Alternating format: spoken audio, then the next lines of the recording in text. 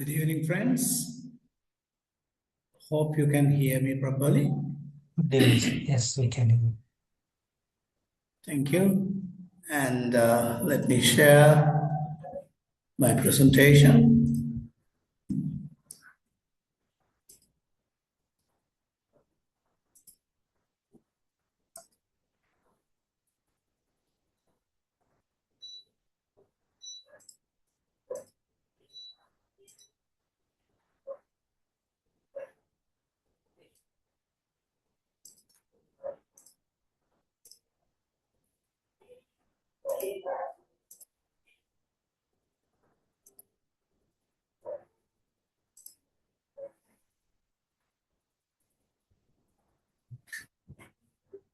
All right. I wish you can see my presentation as well. So, friends, are you there with the required resources for us to work for the little thing that we are going to practice today? Just drop me a message on chat whether you are with the required resources which I mentioned there, the worksheet, the pre-reading synthesis, and of course, I invited you to bring some extracts from three sources which are relevant to your own study.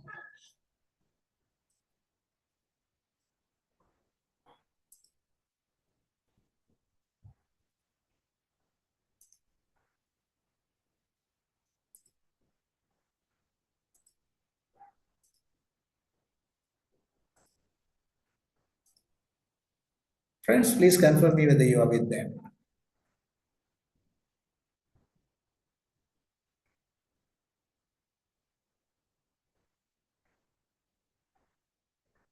All right.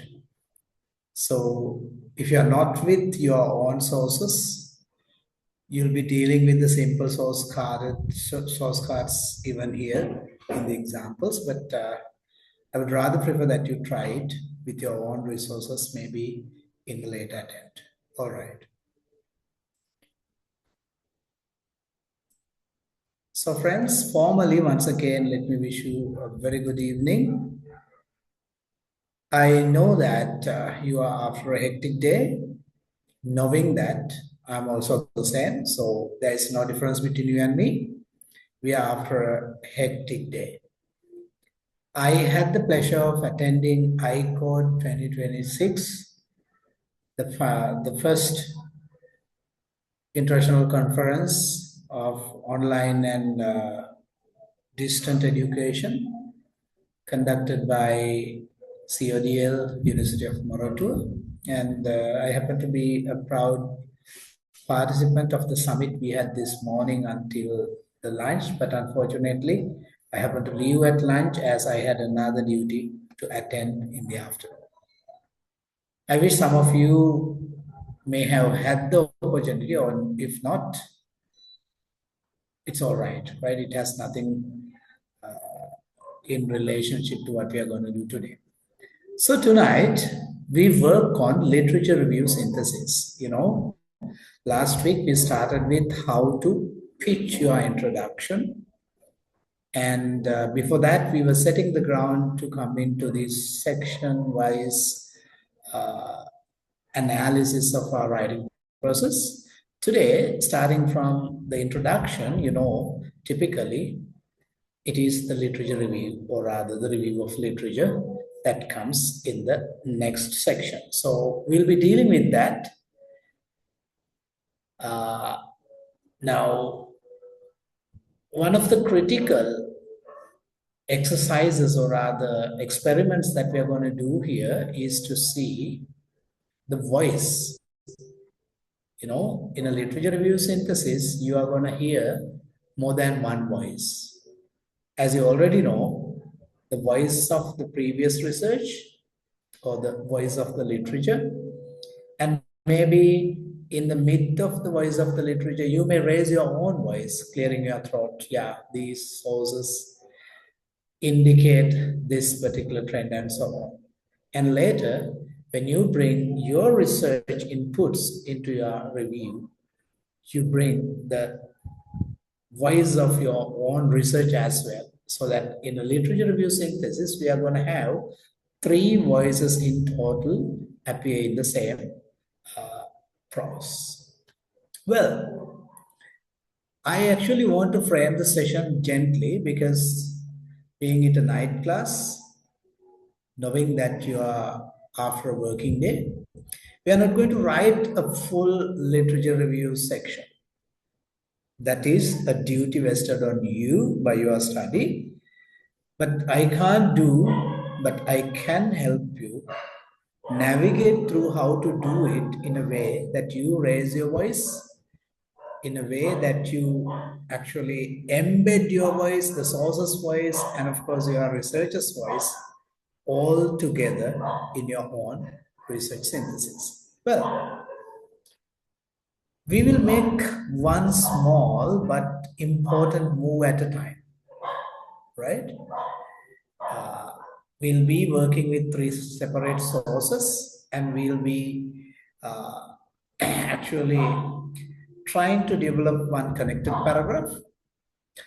Now, please keep the worksheet open. If you have the three sources from your own research, keep that also open. Use them wherever appropriate and wherever I invite you to use them. If not, don't worry. The worksheet gives you practice source cards, and my slides will also indicate them. You can work with them. So I think tonight's work is clear.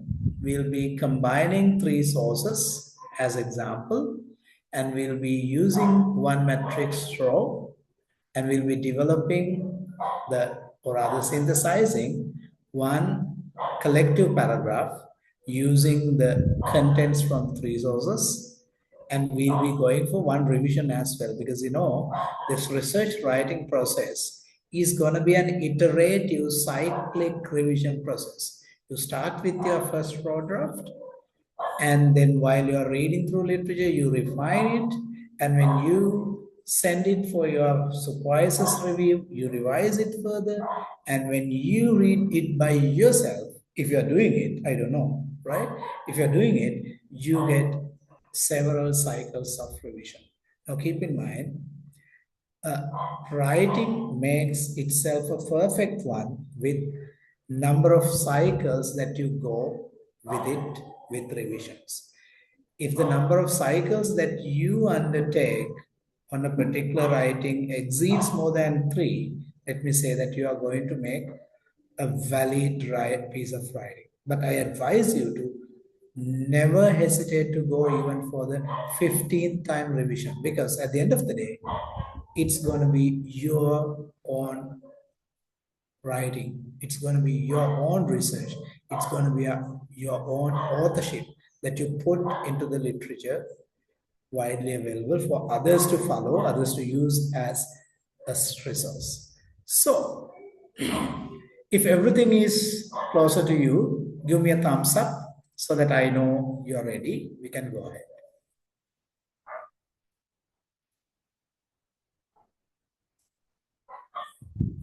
All right, thank you.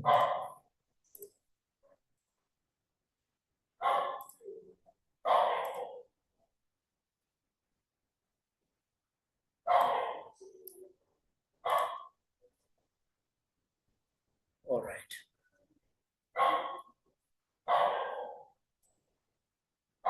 Here we go. So this is the map with which you'll be guided as how we move on. I want you to see that the session is not a set of disconnected exercises. Every small task that we perform in the class leads to the matrix, the paragraph, and later to the portfolio. It is through a portfolio that we are going to assess the whole module. Now remember, each of these tasks is a small decision that makes the final paragraph easier to write. Now, writing the final paragraph is your outcome, but we are not going to jump into the outcome in a single jump, but we are going to try it in little steps. So small decisions will make your final outcome a perfect one, right?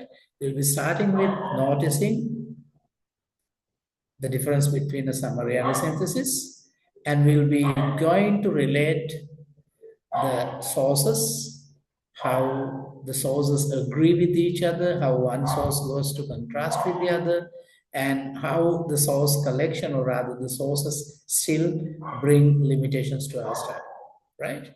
And then we'll be moving to control the voice of your writing, which means, when you get the literature as a supporting evidence to your writing, the voice of literature comes in, the voice of the researchers come in, and of course then your voice also comes in when you interpret the patterns and all that. And we'll be trying out how to control the voice as well. And then we'll be taking the whole three sources into one matrix on which we build our own synthesis. And then we go on one synthesis paragraph and we'll send it for revision by our peers. So that is the plan for tonight. So this is how we are going to move. So Dora's journey is clear. Now the map is there with you, right? So the rhythm tonight is, we are going to read briefly, choose, and we are going to give one reason, apply the whole learning into your sources, and come with the synthesis. It's not going to be a heavy lecture. It's not a full literature review tonight. It's going to be a simple, practical task with some simple fictional data we are going to try tonight. All right? Well, by now you must be ready with three credible sources, which I invited you to bring, right? Pre-reading page of your worksheet open, and you have three sources, use them. They do not need to be perfect, keep that in mind, right? But they should connect through one issue. You do not have three, so if you do not have three sources yet, do not worry. The worksheet contains a small fictional source pack. The aim today is to practice this thinking process. Not a very serious thing, but if you do practice this thinking process, you're going to make your actual literature synthesis easy. I'm going to make it easy if you're going to do what you're going to do. So you have route A or route B, any of them. With either of the route, you can move with me. Well, so let us bridge this whole thing into session 5. Can you read the statement with me? Although several studies have examined how low-cost air quality sensors, their reliability under high humidity field conditions remains uncertain. Correct? Now there is a question. What would the writer need in order to defend this particular claim? You can type one word or phrase in chat. The expected point is that I'm not going to tell it, right? So you can send me your decision. If this writer wants to defend this, what would the writer need further? Quickly respond in your chat. Is it evidence from studies, humidity conditions, field data, contrasting findings, research sources? What?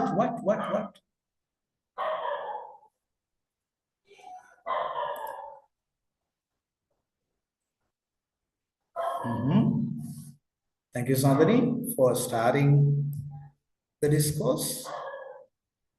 Yes, Tilank. Yeah. Shakya and Yetmi, yes.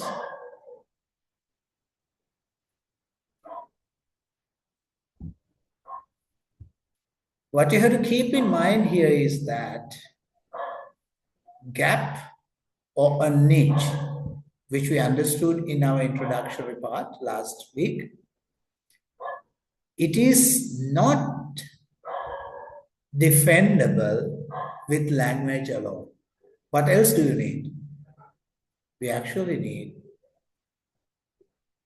data, evidence.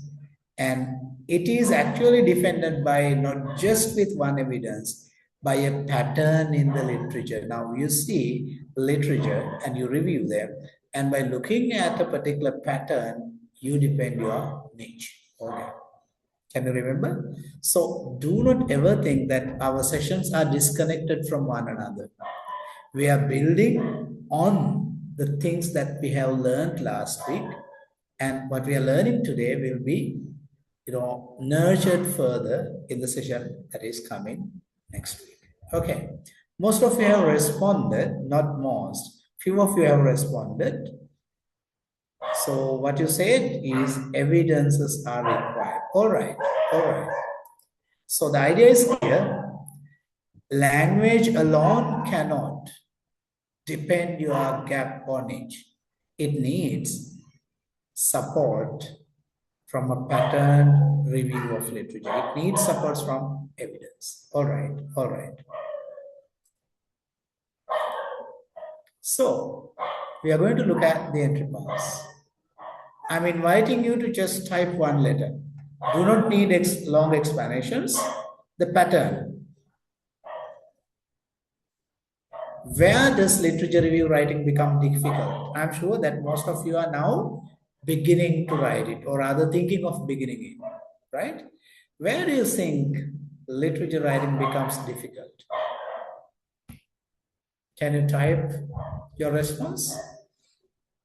You just need to type any letter from A to F. If there is anything beyond that, you may tell it precisely. Well, I have received 3 evidences, all right?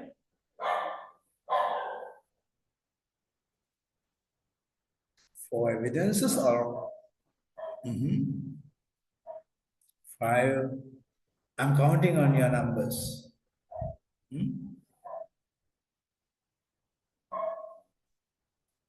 All right.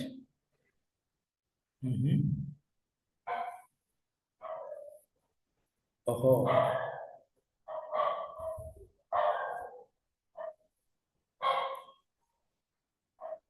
The responses show me some patterns.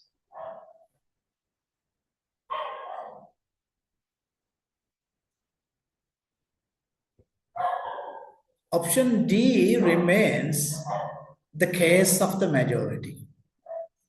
All right. And F is also an uncertainty that many of you have, and some of you find even E as part of your difficult area. All right. Luckily, I have about 5 to 10 good listeners and respondents. Thanks to them, I am continuing this lecture, right? If I feel like, there is a dead silence out there just next to my screen, I feel it really sorry to hear, right? So just try in little ways that you can contribute to the discussion. Well, so for most of you, connecting sources is going to be the real difficulty.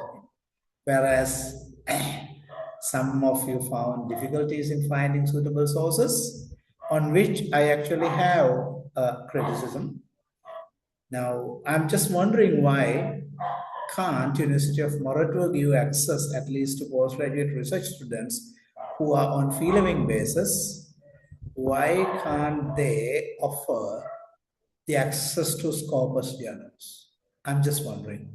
Because University of Colombo allows it, the postgraduate students have access to Scopus through university library, or rather through university given window. But do our people have? Do FGS, or rather Do you all have access to Scopus through university? Or rather, are you going to pay and get the articles, or rather, are you going to try the smart tactics, Gilmarts that you all know, how to get research articles, and what is your source finding mechanism? Just tell me for me to know how you all are doing this.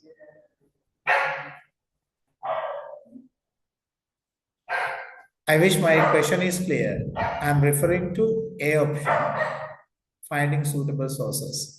How do you find suitable sources? Do you have the access to high-end journals, at least Scopus? Do they, graduate studies faculty, provide access to Scopus through, at least through university library? Or how do you find sources?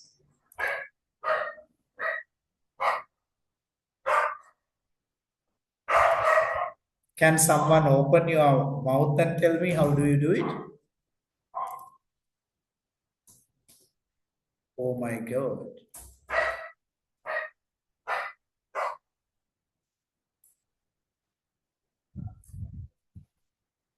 Some of you are actually contacting your foreign university friends. Okay. Oh my God, library hasn't got. And okay. My God, what a poor condition in which we are functioning. Hmm? Sci-Hub, VPNs, yes. And supervisors sometimes support you. Now, this is a very, very unfair condition in which we function. They ask for ranking, they ask for high-end journals and publications in those, but unfortunately, you are not given access to. Oh my God, that's a very pathetic condition. But I think your collective voice is required to get these things as a priority of what we call university's prospect, right? So if we are to be a world-class leading university, it is a must that we at least have those who pay course fee and join for their postgraduate should have the access. Not only them, it is fair if it is fairly, democratic if we can provide it for all research students. But at least through library, we should have the access to those journals. Well, that's a grievance I also have since 2007. There was a time which we were able to go through, and I was so happy to see that news, but later realized that it was a Scopus offer during which they offered free access for anybody, and that time only we had the access. All right. Well, a sincere pattern I noticed, that is connecting sources. So, my dear friends, tonight we are going to solve most of the issues relevant to not A or B, but C, D, E, and F. Not actually F. F also should be resolved with your supervisor, right? I'll be helping you on C, D, and E. Finding a suitable source is a way you, your supervisor, and your university FDS should negotiate. And understanding difficult sources is a personal effort. You can practice reading, for which we'll be helping, not tonight alone, but throughout the program, we'll be helping for that. And you can get the help of LLMs to get your work done, or rather get your work eased. And for C, D, and E, I'll be helping you tonight. Would that be all right? I can't help on all six, but I can help on majority of them. I think that's all right. Okay. Let's move on and see.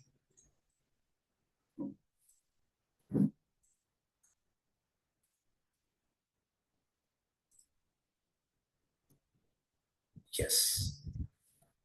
Summary or synthesis. Now, you're going to read, we are going to notice something, the first act I said, You're going to read A and B, two paragraphs, and we see what are they. Here's paragraph A. Read with me.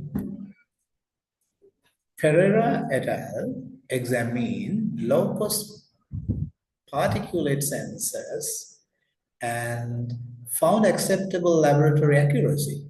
Fernando and Lee investigated the same type of sensors under field conditions and reported calibration drift.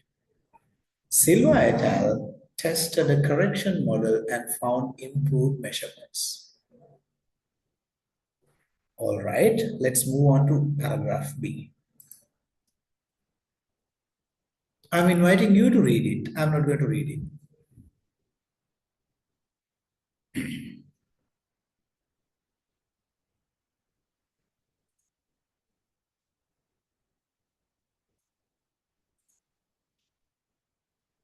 Now tell me in your chat, which paragraphs helps the reader see the research pattern? Is it A or B, or is it both? You just have to respond in chat.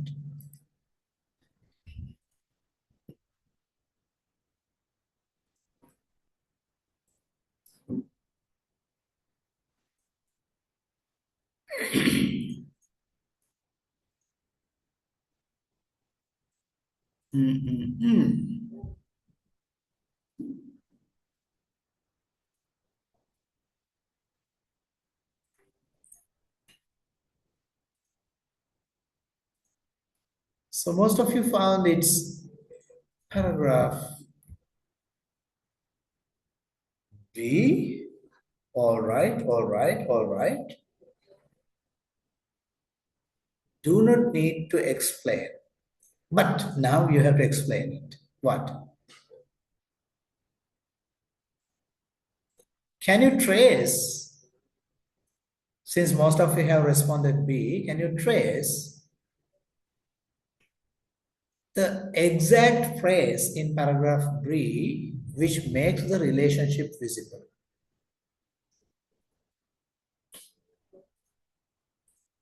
Friends, most of you have chosen B as the paragraph which helps the reader see the research pattern. All right. Can you now trace which exact paragraph in paragraph B, which exact phrase in paragraph B makes this relationship visible?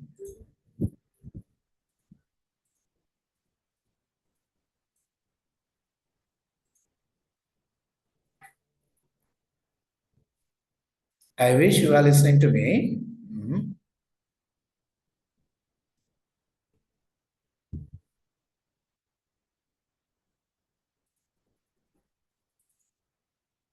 Don't just say first, right? Just quote the phrase that makes the phrase. You have to type the phrase, exact phrase, which is in paragraph B, which makes the relationship visible.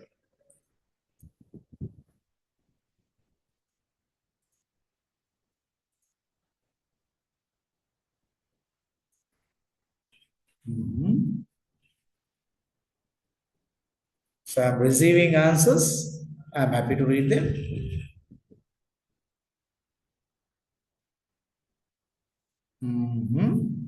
All right.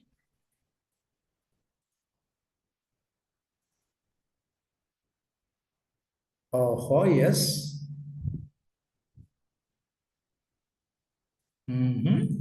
All right.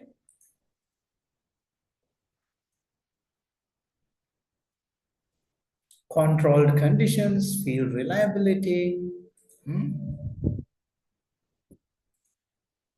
You see, some of these words like, while, although, limited data set. You see? Yes. All right. So what you have just noticed is what? Sometimes you may also do the same. Same in the sense, the same mistake like adding a paragraph like paragraph A into your literature review synthesis, which is actually a summary of the things, in which you do not indicate your own view of the the content, or rather the data, or rather evidence brought in each of these resources. Synthesis is not a summary. Summary is just, you jot down the main ideas altogether and you just report it. But in a synthesis, you add your voice into it, creating similarities, highlighting or contrasting differences, indicating limitations, maybe pitching on the void it is that the research is leaving on you. So a synthesis is going to be quite different from a summary. In a synthesis only that we'll be able to see your voice coming in. In a summary, what you see is just even not the voice of the researcher, but just a list. So do you see where you can actually embed your voice, the voice of the previous research, and yes, your decision-making power? Do you see where you can embed it? Just give me a quick response. Do you see where your voice surfaces in?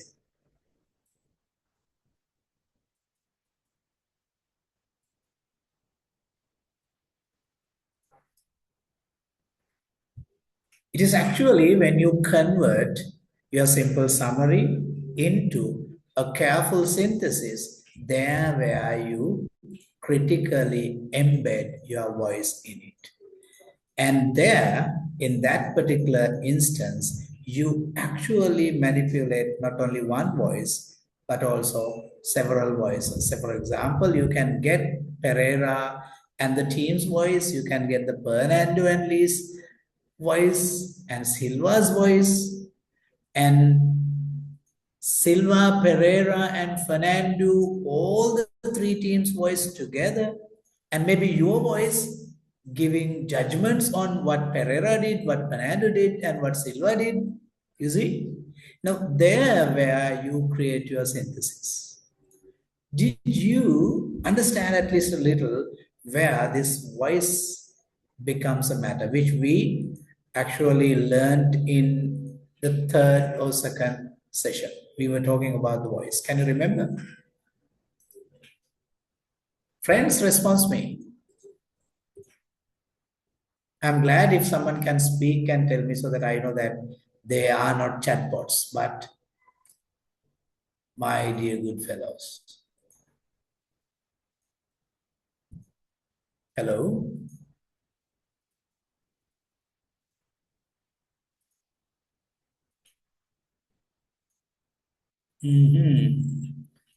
I feel so sorry. I feel so sorry and helpless. Now, don't do such a tragedy or rather crime to a lecturer, to someone who came to teach you all this mess.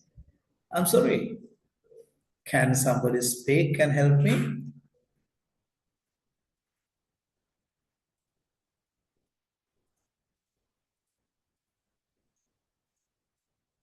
Maybe Charit? Charit, did you detect where your voice can be creeping in to your synthesis?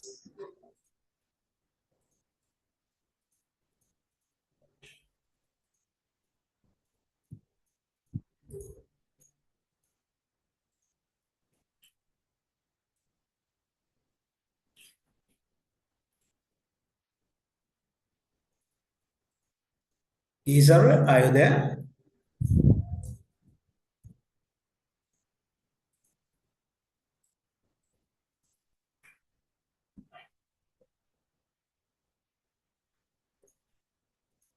Mm-hmm. All right, Shakya, you sent me at least a chat response. I'm humbly thanking you. Yeah, I can understand, yes. Now, in the symposium which the CODL hosted, I listened to one paper by University of Moratuwa researcher from my department actually. Uh, that researcher was trying to interpret the implications and underlying layers of digital silence. Now what I'm encountering is this digital silence.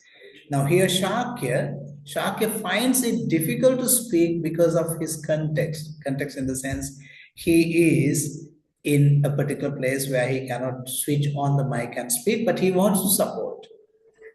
Maybe some others are thinking in your own mind, what answer should I give? So that is also an indication of your thinking. And some of you might be afraid of speaking, maybe because you may talk nonsense, but keep in mind that I bring the biggest nonsense here. So a milder, diluted nonsense from you is most welcome. All right? All right, all right. I wish you will not be disappointing me this much when I invite you to speak next time. All right, let's move on. Hmm? Well, so you realize here that when you read literature, when you read through sources, you get information and you accumulate them. Maybe you tabulate them and record them, annotate them. But when you bring them as just a summary alone, that does not bring the voice. But when you understand the patterns, when you compare things, when you actually contrast one another, and when you identify what lacks in one study and what comes handy in another, there where you embed your voice. Let me know whether you got what I just told. If you can simply indicate it with a simple thumbs up, that's enough.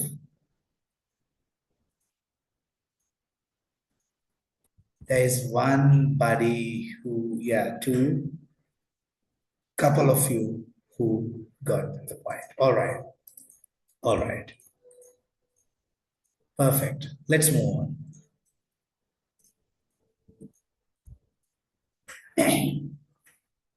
So let's look at what a synthesis does in a literature review, right? Actually, it names the pattern and selects, well, now what a synthesis does is, synthesis is where, as I told you earlier, where your voice, your judgmental voice, your contrasting voice, or the researcher's voice, and maybe collective voice of the researchers are embedded in. So it actually names the pattern, what the synthesis names the pattern, and selects source details to support it. Look at a summary simply asks, what does this source say? But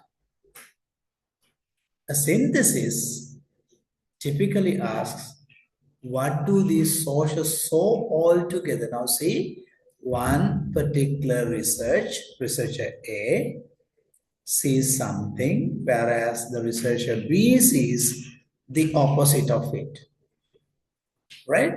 And you, in your research, or rather in your writing, you indicate in your synthesis what A and B in contrast tells. So there where you distinguish the line where it separates a summary from a synthesis. In a summary, you simply say what does the source say. In a synthesis, you name the patterns of the sources and you indicate what do these sources show all together. You got? Well, so your voice as a writer asks one more question. What is it? You should ask, what should the reader understand from the pattern? Now you see, You understood something, you understood the source, you summarized all the source contents, and you actually look at it and understood what patterns are there in the sources. And before you articulate it in a sentence, you ask, what should the reader understand from the pattern? Now you see, in the synthesis, when you indicate patterns, that is your voice coming in. When you highlight the researcher A, B, and C, it is researcher's voice coming in. And your voice typically appears when you ask this question from you. What is it? What should the reader understand from the pattern? Now you indicate the pattern and you ask from yourself, what should the reader understand from the pattern? Now you see, several voices hang in a single review of literature, right? Therefore, a synthesis is not a queue of authors. Author A, B, C, Silva, Fernando, and so on. It is not several citations in a one sentence, right? Actually, it is a guided relationship between source A, B, and C and whatever number. And at the same time, a guided relationship between source A, B, C, yourself, and your reader.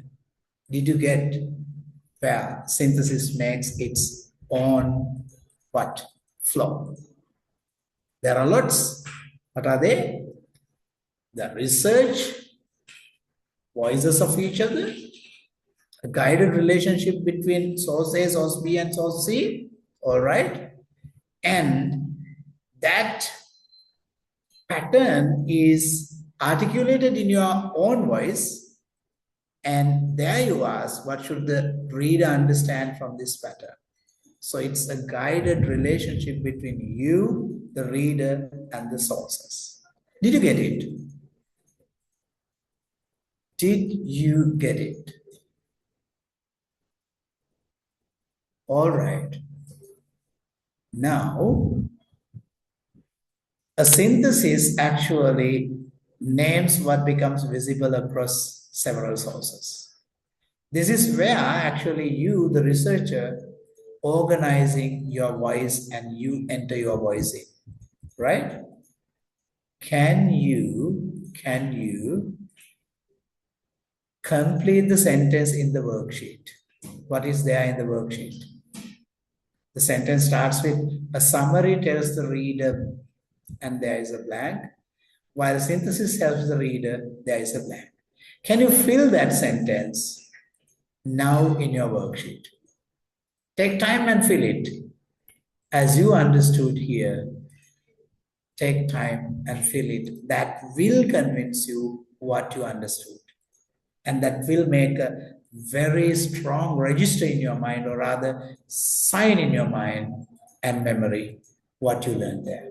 Take 1 minute and fill the gaps in the sentence.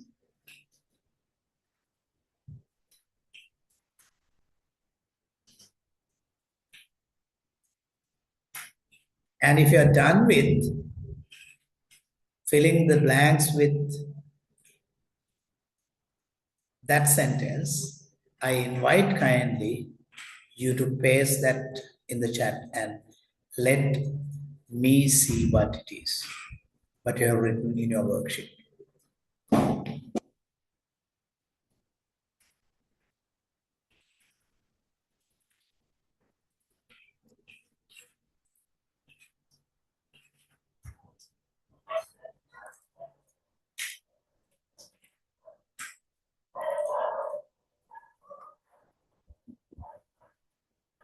Thank you, Shakir.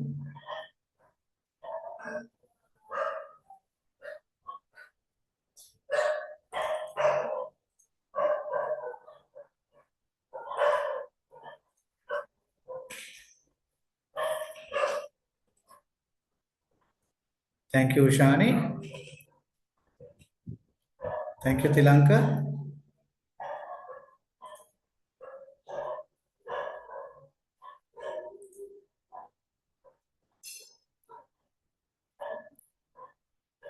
Let me read what they have written. One of you say a summary tells the reader what a source says, while synthesis helps the reader see the connection in between several sources. All right. Thank you, Sandhani.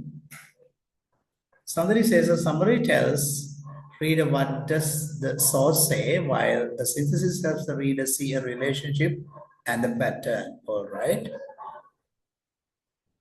Summary tells the reader information, while the synthesis helps the reader see insights. All right, Milan, you put it in the right words.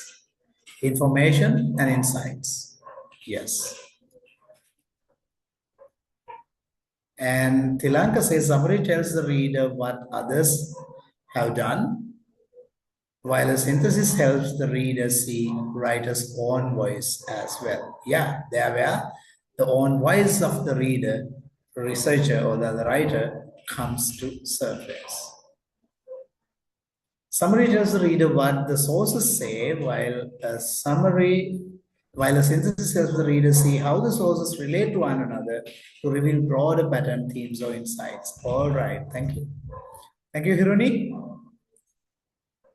So you see where you can actually pump or rather let your voice seep into your research writing. All right, let's move on. Thank you for the supports you extended by filling your worksheet and pasting them on chat so that I knew that you were doing it. All right.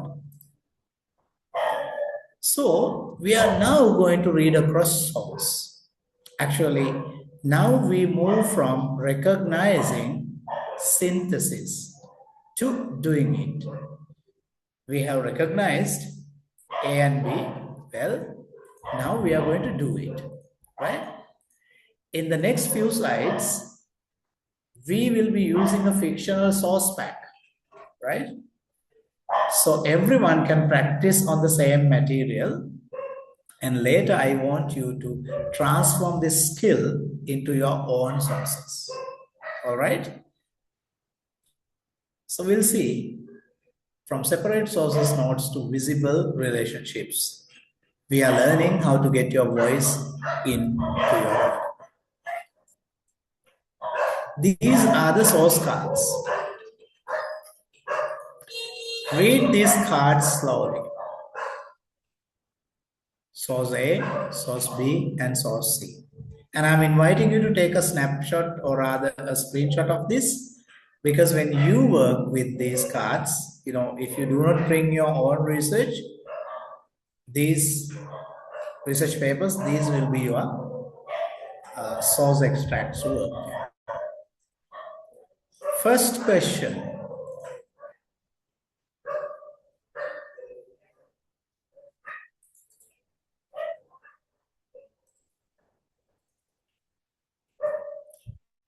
Keep in mind that these sources are fictional, right? So we cannot cite them. But if you are using exact sources, you should be able to cite them. Can you see what broad issue connects all three? Source A, source B, and source C. I'm giving you 1 minute. What broad issue connects source A, B, and C? Right? Think before you type that in chat.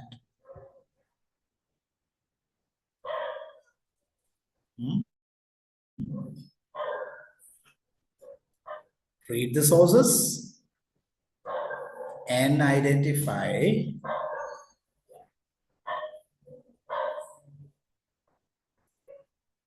what broad issue connects all three sources together.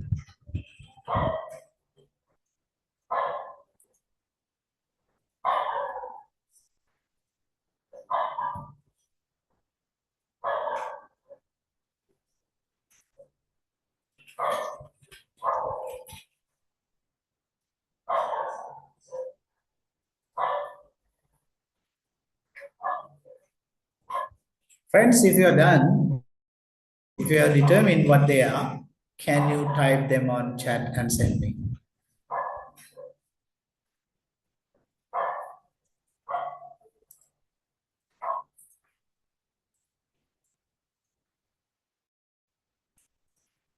Mhm. Thank you, Tilanka and Shakir. Thanks, Nilan and Ushani. Mhm. Thank you, Yatmi. Thanks, Apsara.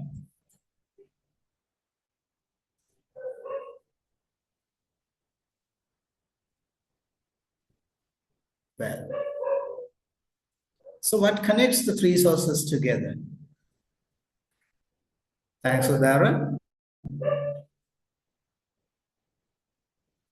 So it is about the sense of performance under operating conditions, right?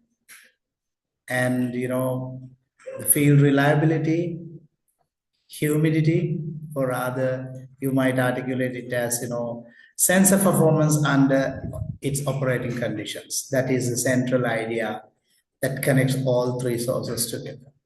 All right, all right, all right. So what you have done just now, you read through three sources and you detected what can connect the three sources together, right?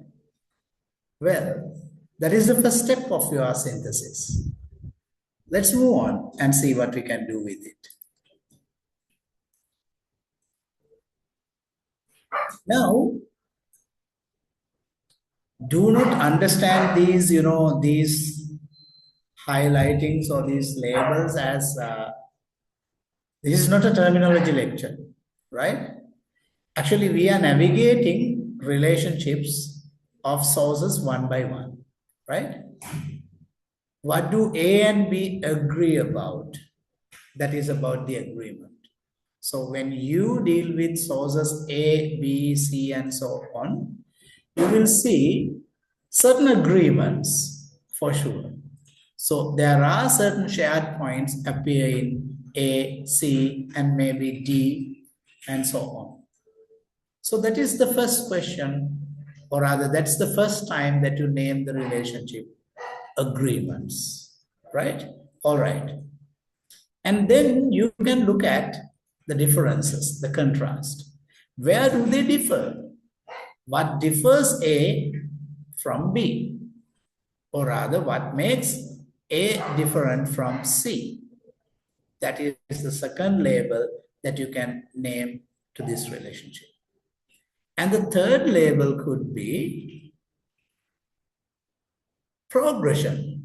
So one particular source and its content and the research brings to a next level in source C. So you see a progression from A to C, you see? And maybe running through all the sources or rather between two sources randomly, there can be issues of limitation. Now, when you read through several sources, you may see that there is something that is always unresolved. You see, you are now pitching up the niche of the three sources, aren't you? Recap? Yeah. So this is what we call careful reading of sources. So once you pick up sources, you see certain agreements, you see certain contrast differences, you see one source is progressing the study from one end to another level, and maybe another research brings it to a next level, and maybe there are limitations in here and there in each and every and maybe along all the sources you study. So actually, we are not trying to label these what we call relationships. We actually help by labeling them how these sources actively engage with you in your literature reading. Secondly, when you interpret them, how you typically identify them and sort them out in your annotations, right? So that tells the story of what these sources are doing all together. And then you ask from your own mind by connecting them, by contrasting them, by indicating the progression from A to B, by highlighting the limitation, what you may expect your reader to understand. You see, there's a lot happening while you're reading literature review.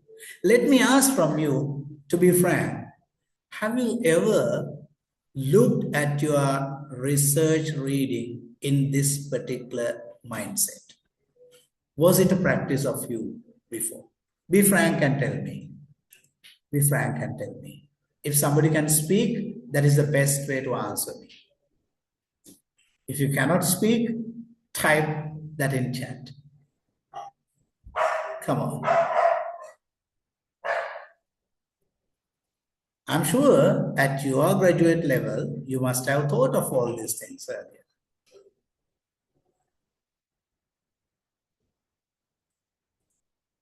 Friends,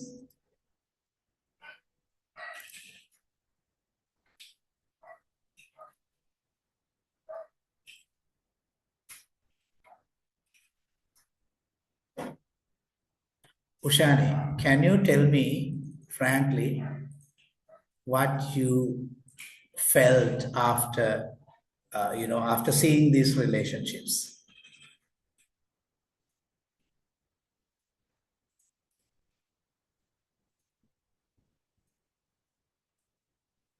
Thanks, Tilanka.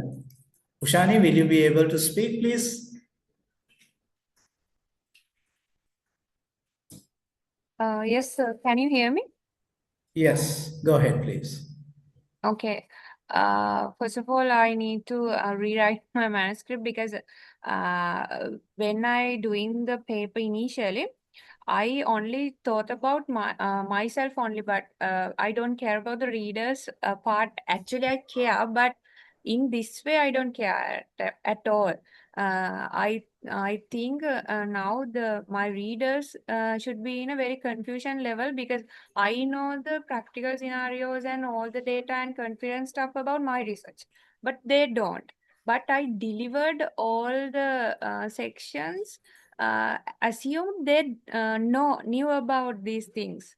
So I didn't think such relationship before going through this session. And I didn't take that much serious about the AI outputs also. So now I guess most of the AI outputs and our findings are more very different from the actual practice. So that's my the summary of my learning from now on. Thank you, Ushani, Yeah. for raising your voice. And that voice broke the pregnant silence which was existing here. So remember, this is an art. This is a simple, beautiful, simple game that you have to play.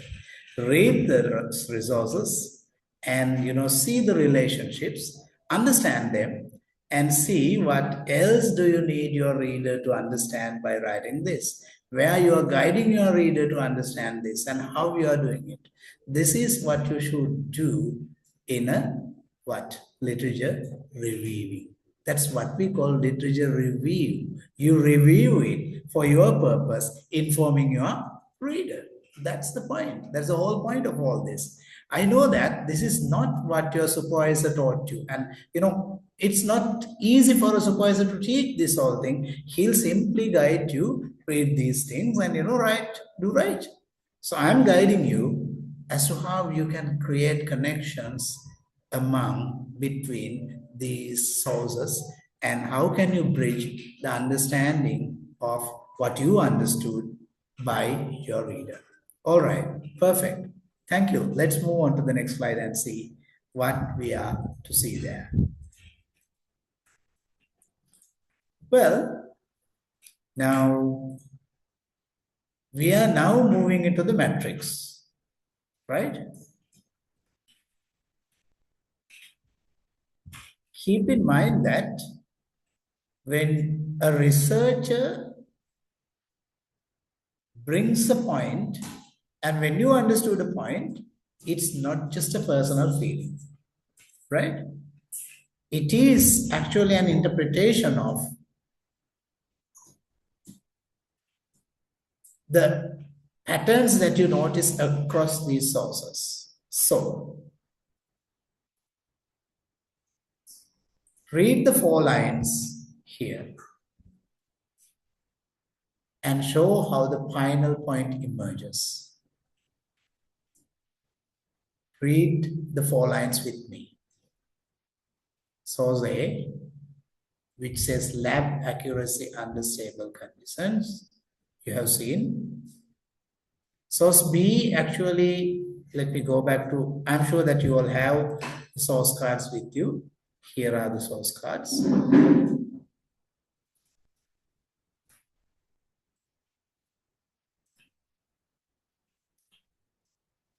Source A is dealing with lab accuracy under stable conditions. Source B tells the field drift during high humid conditions. Source C actually corrects this error, drift, but actually in one location. So altogether, you see, generalizability of these 3 researchers' findings are uncertain. So what is your point?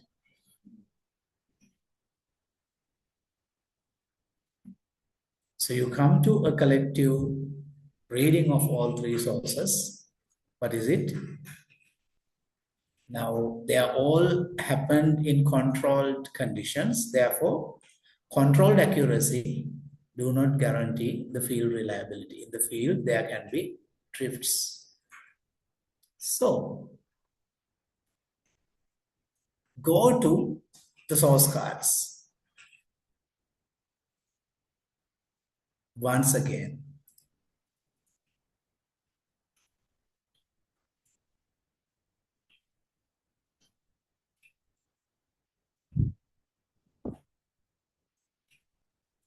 And detect the connection.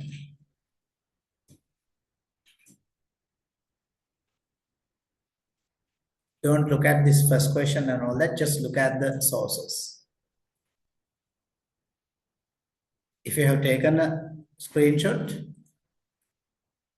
please quickly take it so that we can move back to the slides where we were. All right.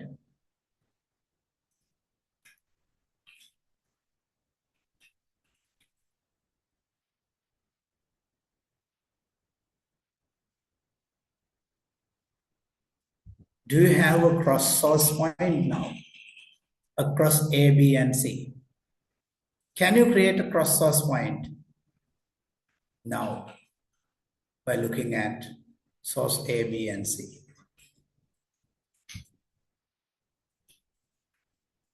We are doing a little mock synthesis.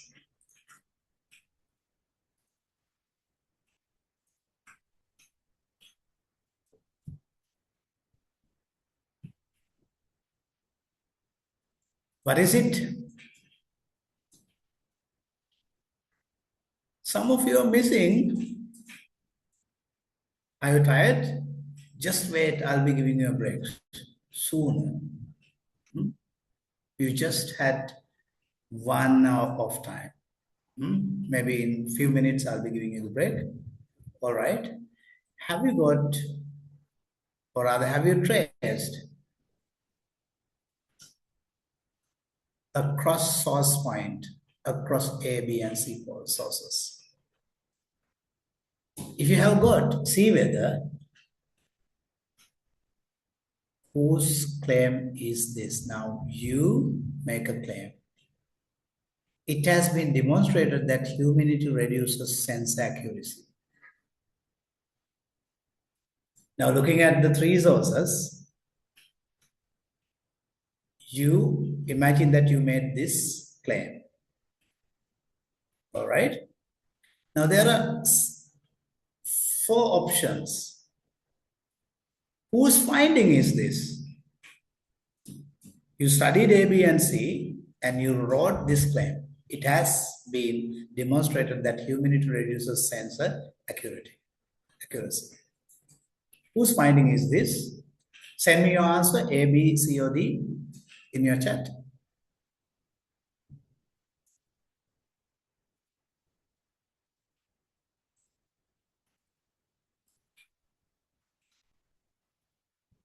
Sri Lanka, why it is previous studies? Because source B and from source A and source B, I can come to this conclusion. I mean, when the humidity is controlled, it's fine, but when the high humidity happens, it can cause a measurement drift. All right. So you have to ensure your reader listens the voice of the one who found it, right? Yes. So you interpret that as, imagine that it is Fernando who found it. Fernando finds. Is he? All right. Udara, why do you say it is not clear?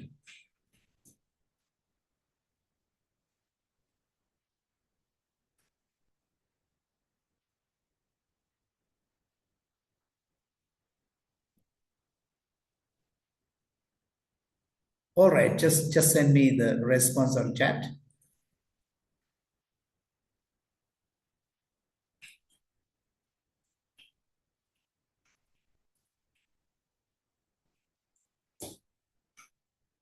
Ushani, you say it's someone else's finding. What is it, Ushani? I said it's present researcher. So because the present researcher who goes through all these three resources and come to this come to this conclusion. That's why I told that present researcher.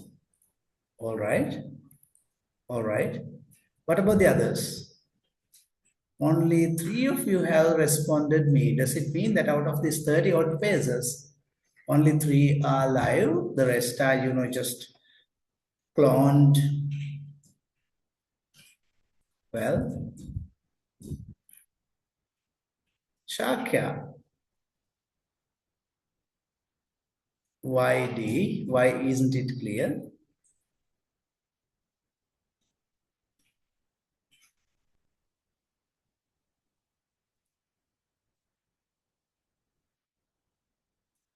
I agree with you, it's not clear. Can you just tell me why?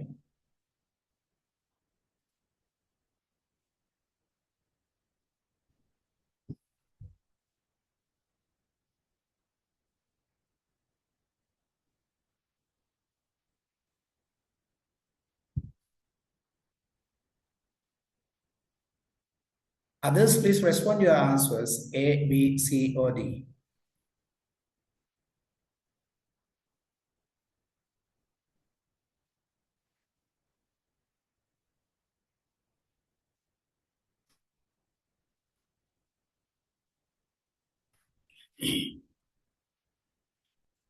Aisha, can you tell me your point, please?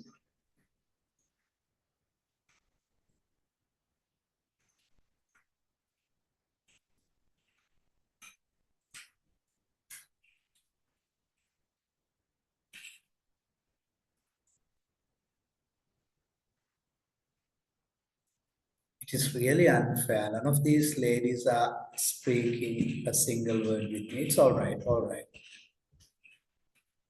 Yes, Shaka, it's not giving enough evidence, so reader is confused with the claim.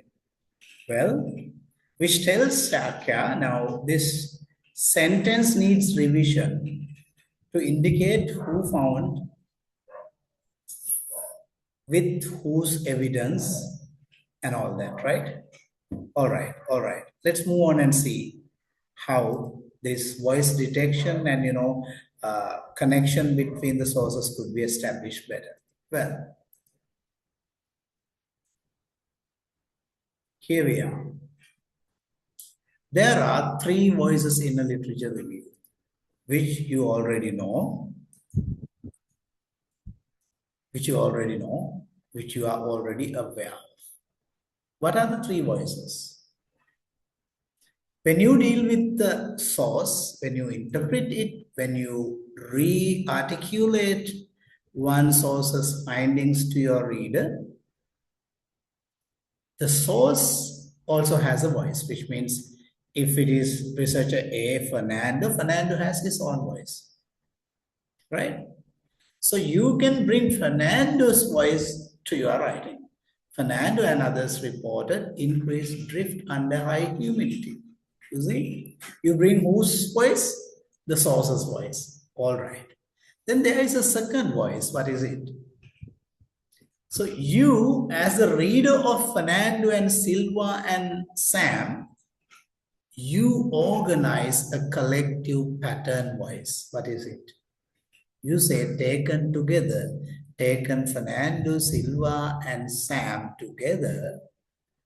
These studies indicate that humidity remains a field limitation. You see, whose voice is coming in? It is you, the writer of the paper, who read this literature. His organizing voice comes into the surface. Did you get it? And the third voice, that possible voice, is your study's voice, because your study itself is going to speak something. How? You look at the sentence. The present study, therefore, evaluates a locally calibrated correction model. Now read through the three sentences. Fernando and others reported increased drift under high humidity. Taken together, source A, B, and C, these studies indicate that humidity remains a field limitation. The present study, therefore, evaluates a locally calibrated correction model. Now you see, sources are speaking, you are organizing voices speaking, and of course your research, your study is also speaking. Now you see, your research narration, your research prose is actually a narration of not only your own thoughts and sentiments, it's what we call a live dialogue between sources, you as the researcher, and your study. All this is to guide your reader. Did you get? Did you get it?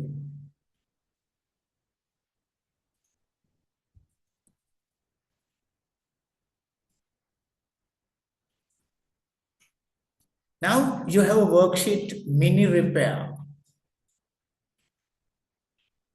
Complete the mini ownership repair in your worksheet. Take your attention to mini repair worksheet, mini repair, ownership repair activity.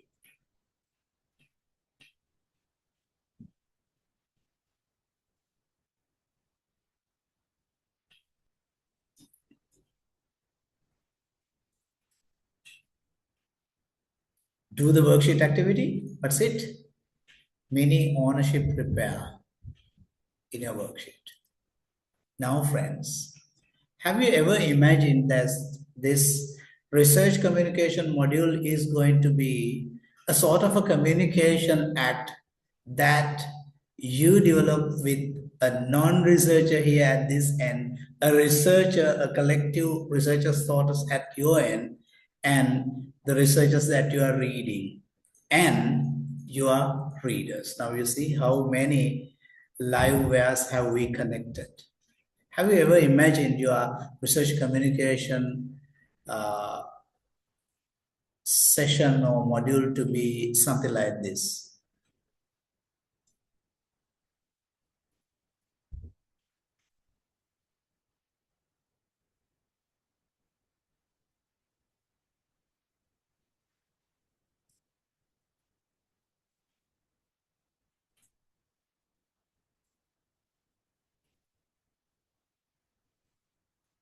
Thank you, Shakya. You said that, yeah. All right. Now, when you distinguish these voices exist here and there, and within you, and with your study, and with sources, and all this is connecting your reader's understanding, you actually guide them through the ladder from where to where should you process. You see?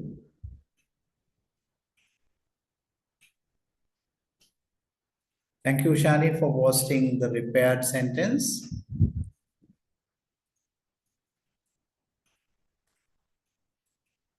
Yes. Others, if you are done with your ownership repair activity, post it in your chat. I'm not putting you in big trouble, my dear friends. I'm actually helping you through with a worksheet in one hand and with a bit of a discussion with you and me and the sources. Thank you, Tilanka.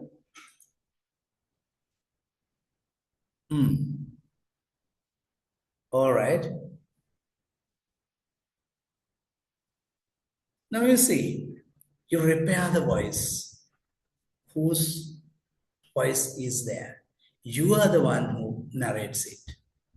You got it?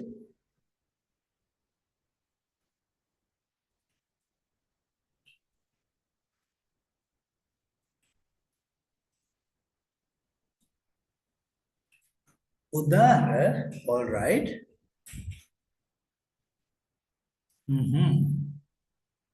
So you're going to use the same passive sentence, but yeah, highlighting both what is found and who found it. All right.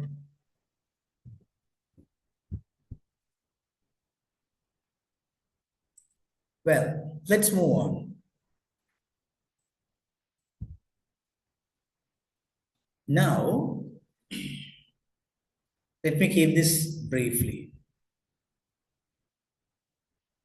We are actually not giving you a huge reporting verb list. You have to find it while you're reading your research, particularly the literature.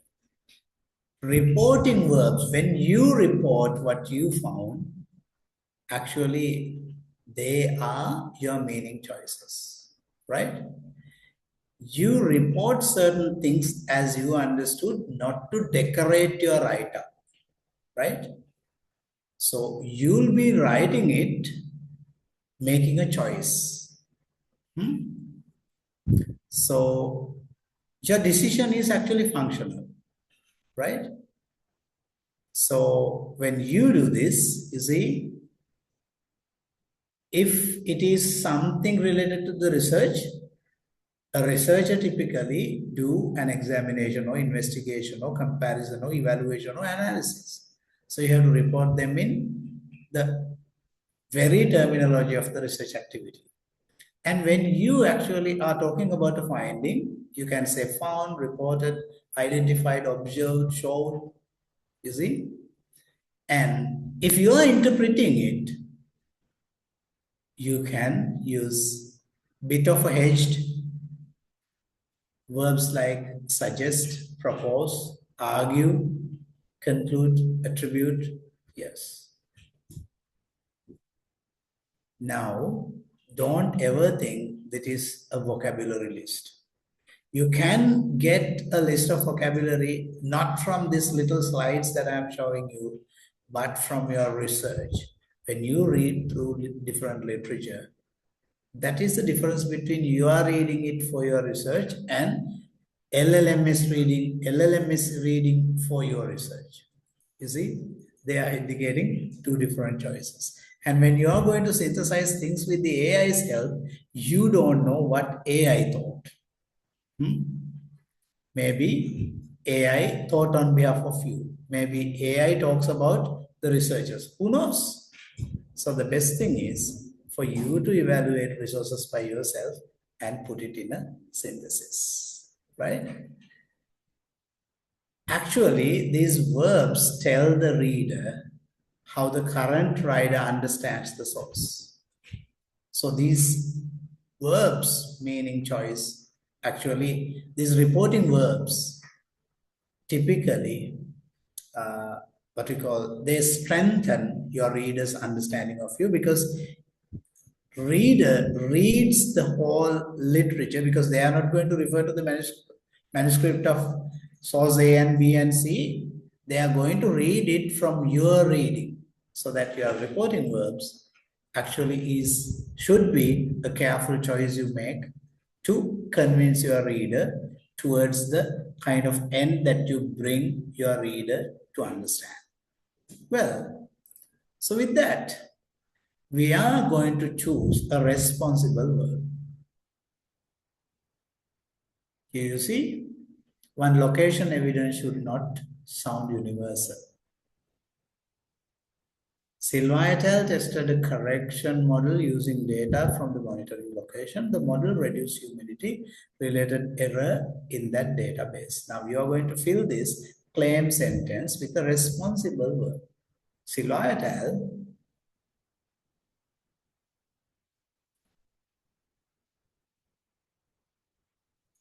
Yep.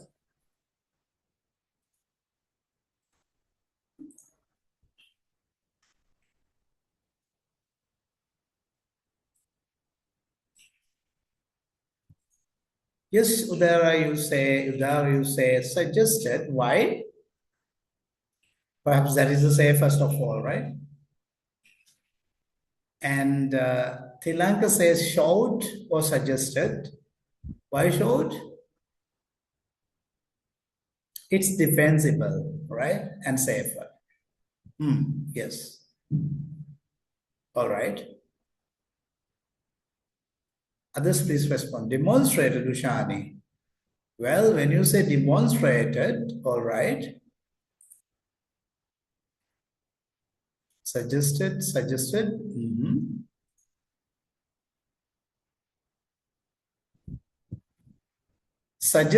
is all right because it is tested in one location only, right? Reported or showed can also be defensible, right? The verb must match the evidence. Now, if you say demonstrated, Saigrasha, when you say demonstrated, that's a very strong verb. Do you think that you can defend it? Because it is tested only in one place and it is limited to the data set. So you have to indicate, if you are using demonstrated, you have to indicate the limited context it is demonstrated. I wish you got me. Well, all right. Now you know much of the activity. What is it? What is it? Much of the activity in the sense, you know how to detect the source relationships and how you want that to be reported from the voice of sources, or maybe with your organizing voice, or maybe with your researcher's voice, guiding your reader. And when you are choosing verbs, you have to responsibly use the verbs, because that tells how you understood it, right? Okay, all right. Let's move on. Now, after this work, we can go for a break, right? Paraphrase without changing the meaning.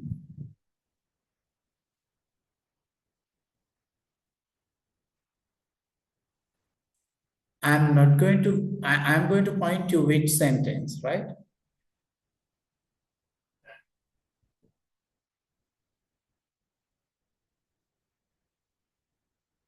What is the best paraphrase? A, B, or C?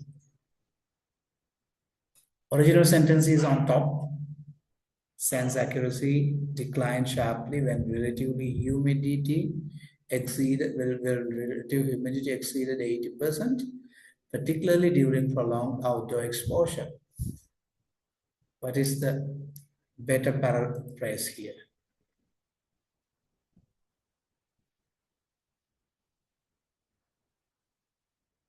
What meaning does A preserve here?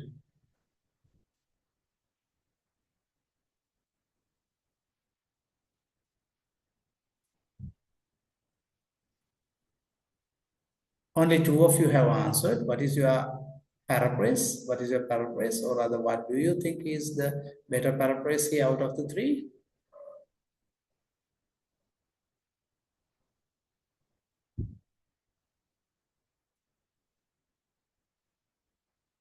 Mm-hmm. Yes, Sudhara?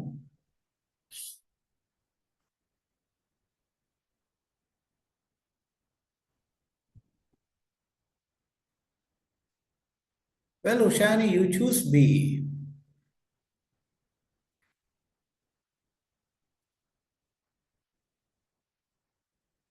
It is your decision, right, on this particular context, right?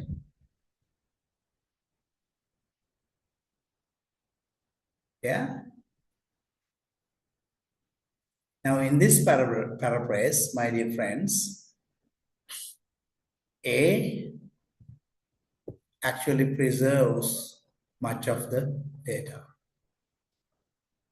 But in B, you see that a lot of facts or rather a lot of points are removed.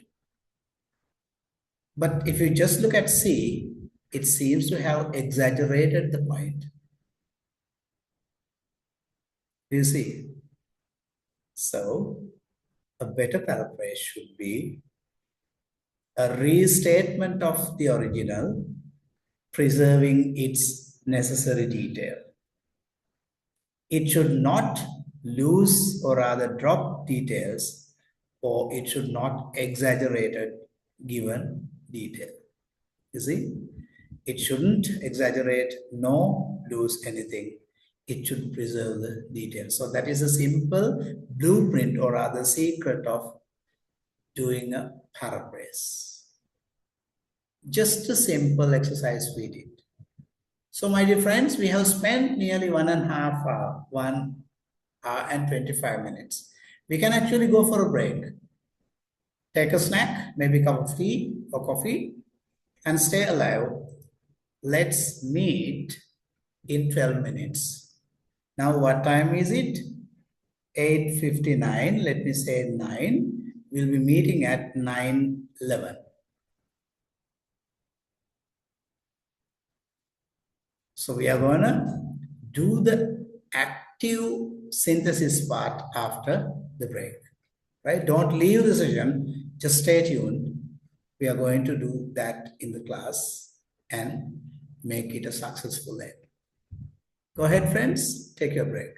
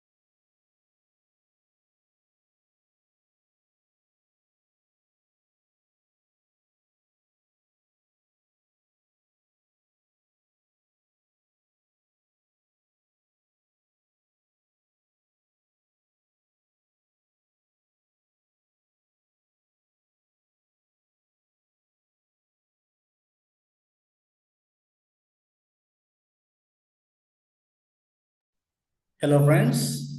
Are you there? Oh my God, 6 of you happen to be missing. Hi, say me hi if you're back.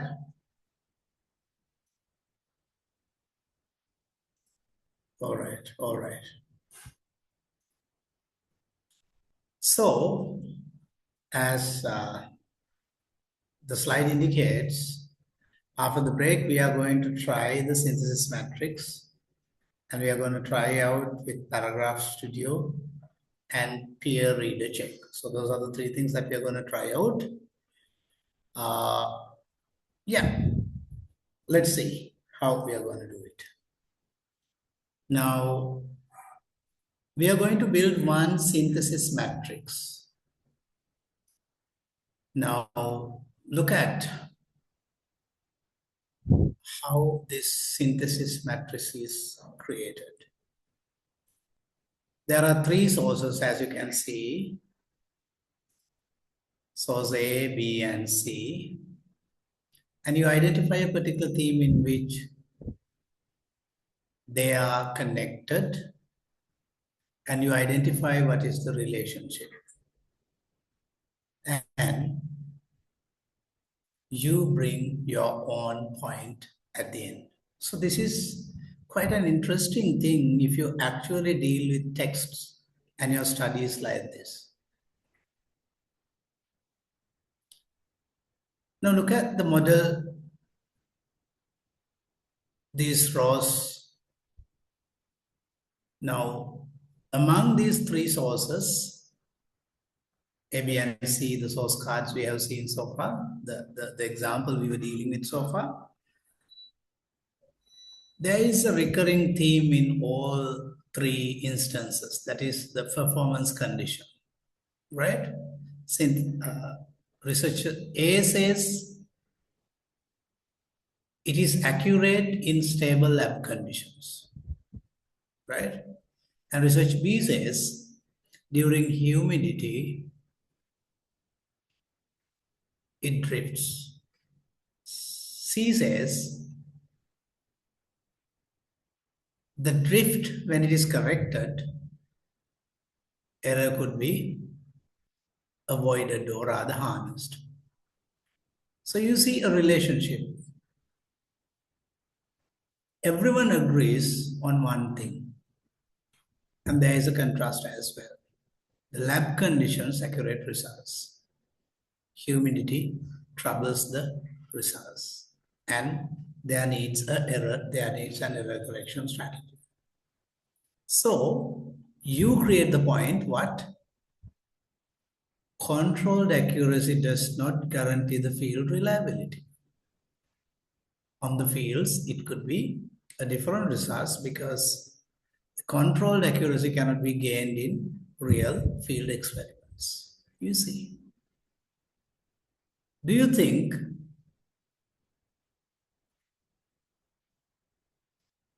my point column, which I have read right now, does it support the source nodes?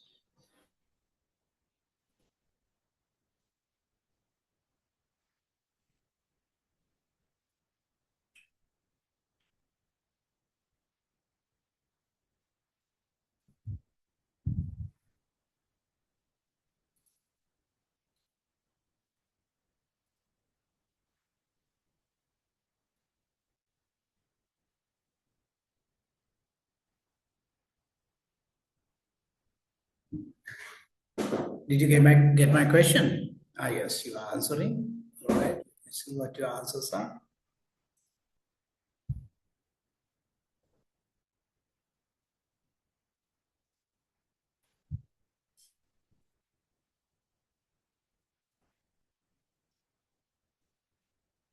Now you see, while you're reading your literature, looking at the recurring themes of the studies that you find, with the matrix connecting the several sources you organize or rather you read, you can see the relationship, and from which you can bring your own voice onto the surface of your description. Isn't that interesting? Have you got the answer for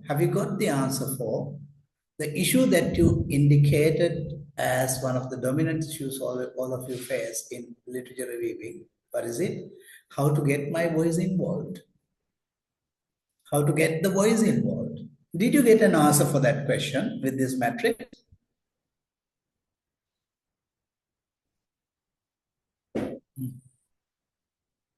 So, writing like a scientist is not something that you can gain by letting LLM to write on behalf of you. Who can actually ensure it? If you make connections with the resources or other literature, and if you create a matrix like this where you divide or rather you identify thematically the relationships exist across the different sources you evaluate, and then you can easily bring your point to the surface. Now, my dear friends, I'm sure that you all have made different matrices in your literature review. And you can actually appropriate this particular strategy as well as part of your literature reviewing synthesis matrix. If I am to allow you to give me marks for providing you with this strategy, out of 5, how many marks will you give me?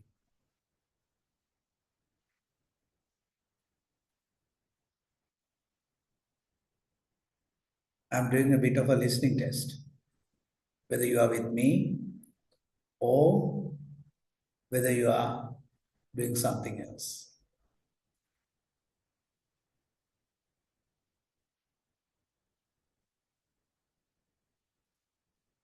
Hello? I'm waiting for you to respond me.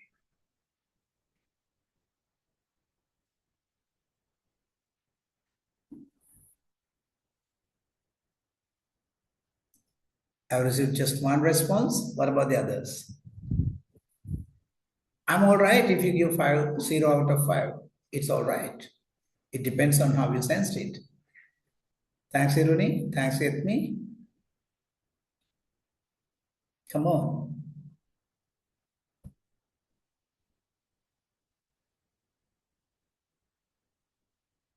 Does it mean that only Iruni, Yetmi, and Shakya with Tilanka are the only people hanging here? Thank you, Miri.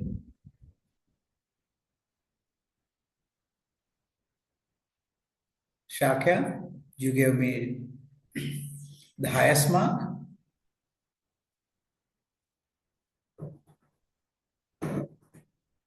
Following Miri.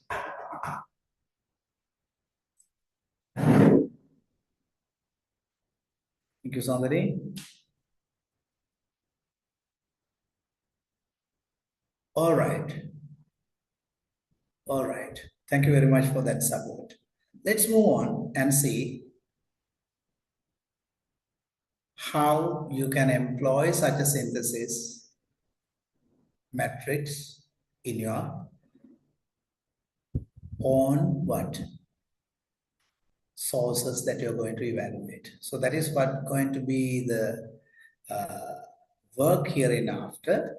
So get ready with your work. Well, so we are going to do a matrix studio. This is the first major individual work period, right? I'm giving you some quiet time. I'm not going to talk while you are doing this. One row is enough. You have to create a matrix with a theme connecting the 3 sources that I gave you.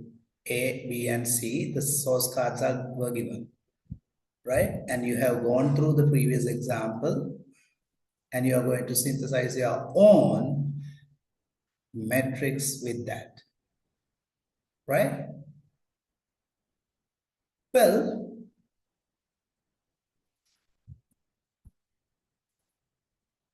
if you are using the given source cards, it's all right.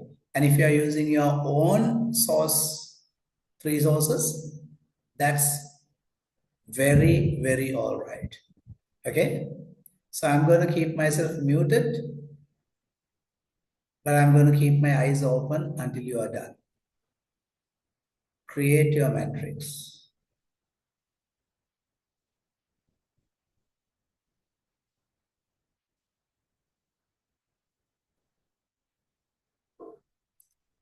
If you are clear about what you're supposed to do, just give me a thumbs up so that I know that you are engaging in the task.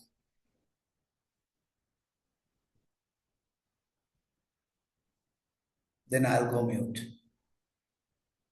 All right. That communicates me you are doing it. Okay, take your time.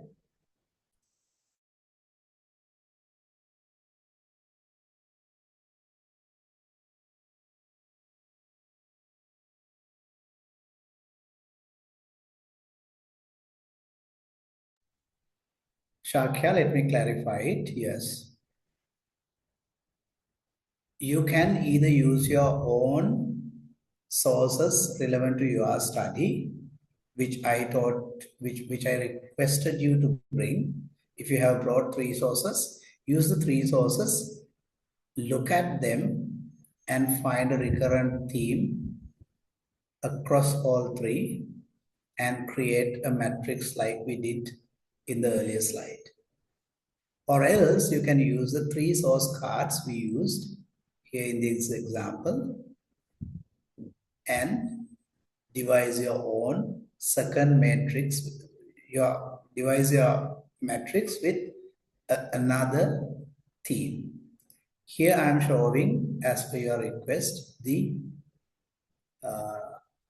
synthesis matrix I used. Hironi, it's now on screen.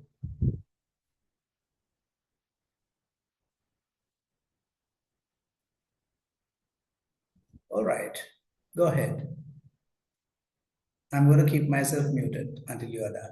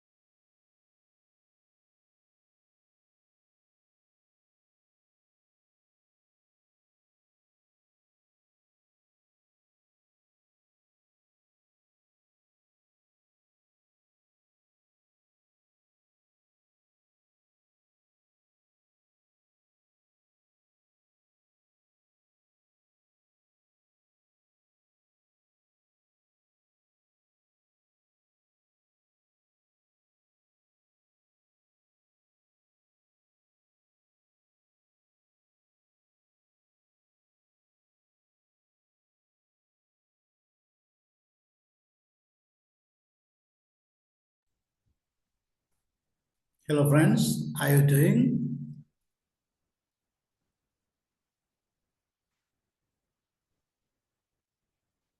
Oh, how are you doing?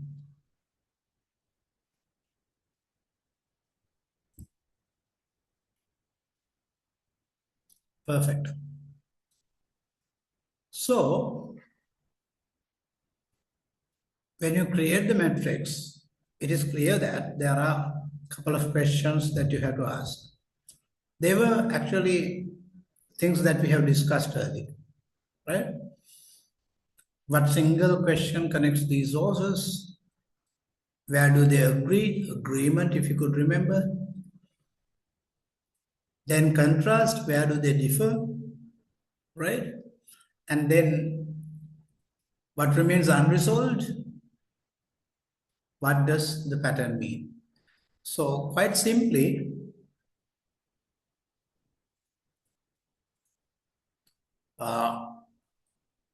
this is how you should develop your metrics to identify the recurring patterns, not recurring patterns, actually the connections between different sources that you engage in your literature review. I think that enlightened you a little on as to how this could be used as a strategy in your literature review.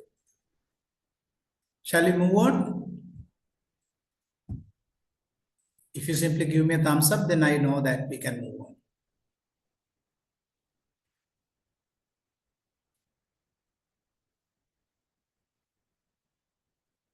Hello, are you guys sleeping?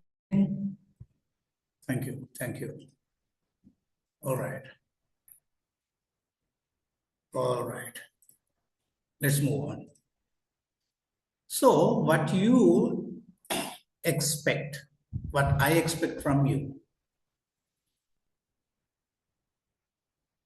this is what I am expecting from you as the portfolio entry for 6th session, right? Now, we are going to develop a matrix, and then the matrix is developed into a paragraph. So you will be looking at a couple of recurring themes with which you develop your own point, and from that you are going to develop a paragraph. That is what I want you to do. So you can deal with your own research. I'm not going to get this done in the classroom right now. I know that it's very hectic time right now, but I'm just guiding you through how can you do it by yourself before you submit it, right? All right. So the synthesis that you might bring should be a paragraph of at least 150 words and may not exceed 180 words. There, by looking at your own literature that you wish to incorporate in your own writing, deal with an authentic piece of literature, 3 pieces of literature, and develop your paragraph. And your paragraph actually should move like the steps given in the slide. So you introduce the theme, then you present the shared pattern with the voice. You can bring the source voice, you can bring your organizing decision making voice, and you can bring your research voice. And yes, so you represent the shared pattern, compare or contrast. You bring into extensions, identify limitation, state what the combined evidence suggests. Now, this is not a big deal for you master, MPhil and PhD level researchers. This paragraph simply follow your source relationship, not every frame on the slide. Okay, so it's only on, I have given 6 different frames, but you don't need to follow all 6. But using as much as possible, you'll be developing your paragraph. So you'll be looking at your sources. Then you'll be looking for recurring themes from those sources, and then you'll create your metrics, and then you develop your paragraph. That is the objective, right? It is not simply, I don't expect you to list out the sources mechanically, right?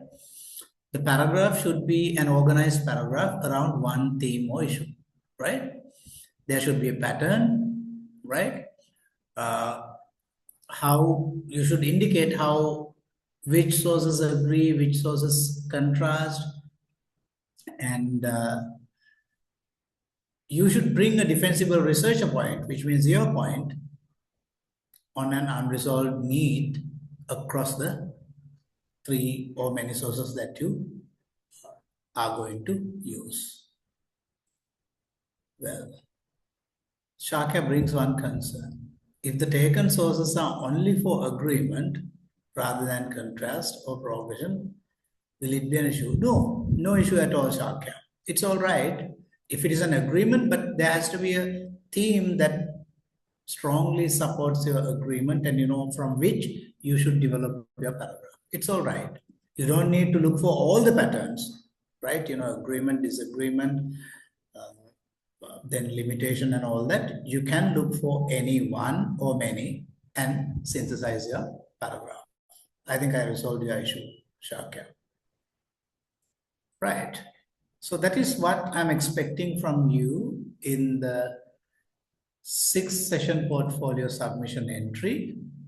And remember that all what I did and different steps and strategies that we use are actually they are optional supports. They are not frames, right? They are not one and only rule, right? So follow them and make use of these words, language frames. These language frames are not actually simply blueprints, or rather the sort of sentence styles. They can be used as a guiding. You see, several studies have examined X reported and Y found this. This difference may reflect this and that. It remains unclear whether across these studies common findings in you see, these are simple language signals which I'm not going to teach you. You may find them while you're reading literature reviews, or else you may synthesize them on your own, right?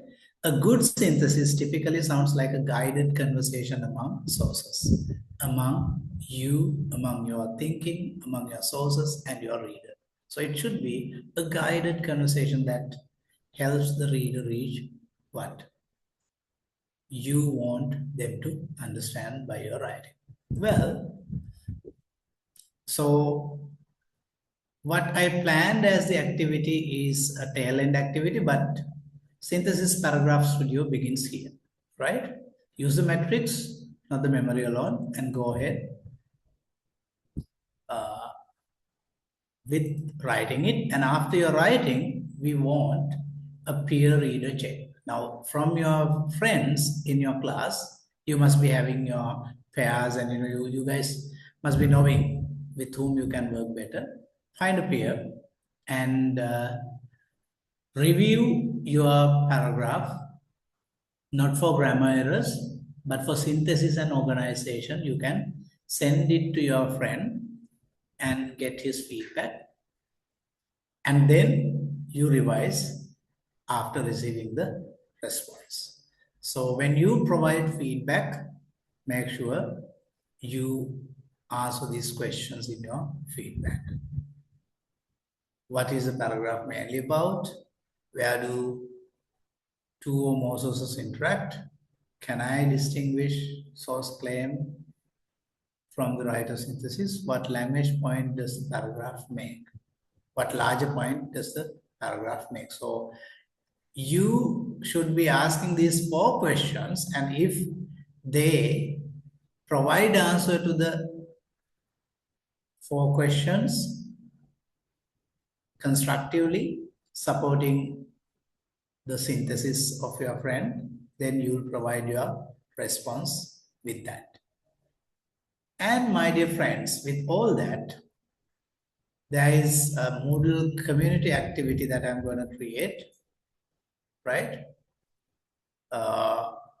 We will look it when it is ready on Moodle. No need to worry about this. You see the very pattern that you should respond. You initially post your own paragraph, and then your friends actually provide response, and you take a reflection. The writer who wrote the synthesis should write a reflection after responding to the peer feedback. So this is because I want you all to start thinking like scientists. While you are doing the research, I want you to think like someone who is ready to get the feedback from others, to get into the boots of the reader and be part of reader's mindset, so that allowing your writing reaches conveniently to your reader. So that is the idea I want you to bring, and this will create artifact 6. So these include one coherent artifact, not the whole worksheet. 3 source synthesis and source voice revision. There are several items that I want you to be serious about. Research context and source set, 1 synthesis matrix row, original paragraph, peer review record, revised paragraph, then your decision commentary, which means how it actually helps you reflect and learn, and then a verification note. I will send, if you read through the whole worksheet and pre-reading guide, these things will be crystal clear. Well, that creates your artifact 6. And before you send your final synthesis, use this self-check, right? And this should come with your submission. And with that, we are simply getting an exit reflection. Before I come to exit reflection, I would like to hear or read from you any views that you have got. Have you got answers to some of the burning issues you had regarding how to coordinate, not about the technical aspects, how to coordinate your writing with the voice and your decisions and the source's voice included?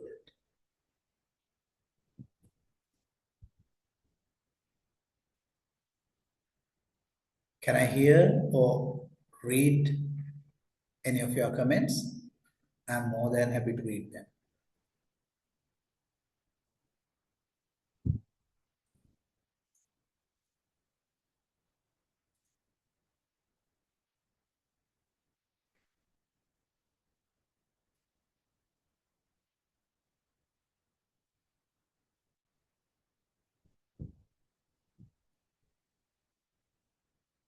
If you have got nothing to comment, if you feel like really bored, it's all right. I know how these days are, how hot the days are, and how terrible the days are. It's all right. But just try to fill this sentence.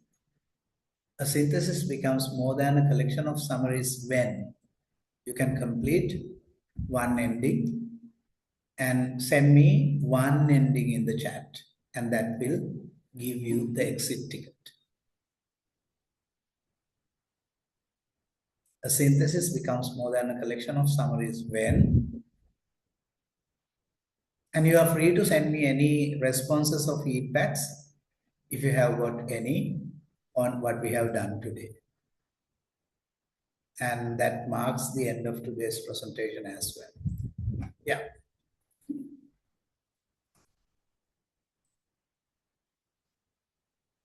Don't you guys want to say any word about what we have done today? Did I waste your time? Actually, when I'm writing my master thesis, I had this problem. I found the sources, but I couldn't. I mean, I knew that literature review should has a smooth flow, but I didn't know actually how to organize that. So after today's sessions, I understand. I got a framework. So I need to understand what are the sources saying, the common theme, and is there any agreement or disagreement or extension, then still some kind of uncertainties there, and I should add my own voice to the literature review. So now I think I got the idea clear, but still I think I need more practice. And after doing this workshop six, I think I will get better at writing literature review. So this session was really great. I mean, I knew how should a literature review has done, but still there were some issues. So this session, I think, clarify my doubts. So thank you very much. Thank you, Tilanka, for your genuine words. I know that, these kind of what we call typically in research communication sessions, not these things are taught. They are simply the language and, technical aspects. But I just thought of, uh, getting all of you ready with strategies as to how to resolve some of the burning issues that you all face while you are dealing with all this. Thank you. Thank you very much for your genuine thoughts and compliments.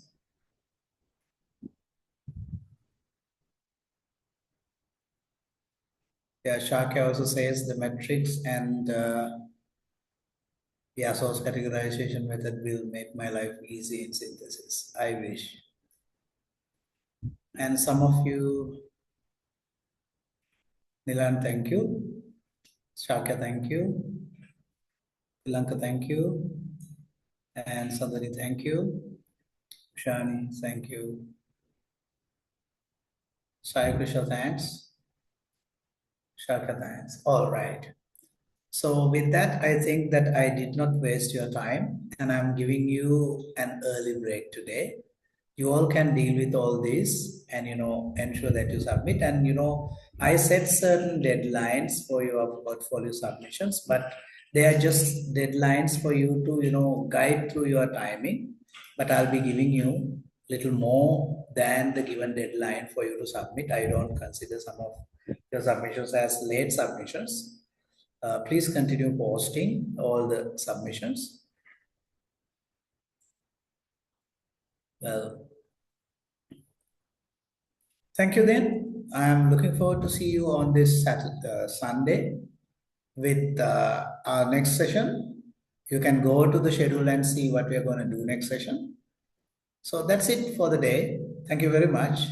And thanks a lot for the support and the sort of interaction you happen to continue throughout the session, which made me visible, tolerable, and ready to deliver this in a way that you can tolerate it. Thank you very much, friends. Looking forward to see you on this Sunday. Good night.